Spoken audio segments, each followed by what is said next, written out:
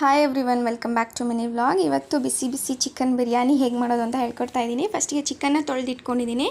ಇಲ್ಲಿ ಬಿರಿಯಾನಿ ಪೇಸ್ಟ್, ಕಸೂರಿ ಮೇಥಿ, ಉಪ್ಪು, ಅರಿಶಿನ, ಖಾರದ ಪುಡಿ ತೊಗೊಂಡಿದ್ದೀನಿ. ಇಲ್ಲಿ ನೋಡಿ ಬಿರಿಯಾನಿ ಪೇಸ್ಟು.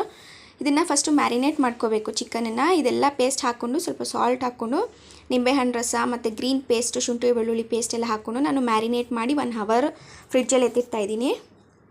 ನೋಡಿ ಈ ರೀತಿ ನೀಟಾಗಿ ಕಲಿಸ್ಕೊಂಡು ಫ್ರಿಡ್ಜಲ್ಲಿ ಎತ್ತಿಡ್ತಾ ಇದ್ದೀನಿ. ಇವಾಗ ಬಿರಿಯಾನಿ ಮಾಡೋದಕ್ಕೆ ಪ್ಯಾನಲ್ಲಿ ಒಂದು 4 ಸ್ಪೂನ್ ಎಣ್ಣೆ ತೊಗೊಂಡಿದ್ದೀನಿ. ಇದು ಕಬಾಬ್ ಕರೆದಿರೋ ಎಣ್ಣೆ, ಬೇರೆ ಏನು ಅಂದ್ಕೋಬೇಡಿ. ಆಮೇಲೆ ಸ್ವಲ್ಪ ಈರುಳ್ಳಿ, ಹಸಿಮೆಣ್ಸಿನ್ಕಾಯಿ ತೊಗೊಂಡಿದ್ದೀನಿ. ಅದೆಲ್ಲ ಚೆನ್ನಾಗಿ ಫ್ರೈ ಆದಮೇಲೆ ಗ್ರೀನ್ ಪೇಸ್ಟ್ ಹಾಕ್ಕೋತಾ ಇದ್ದೀನಿ.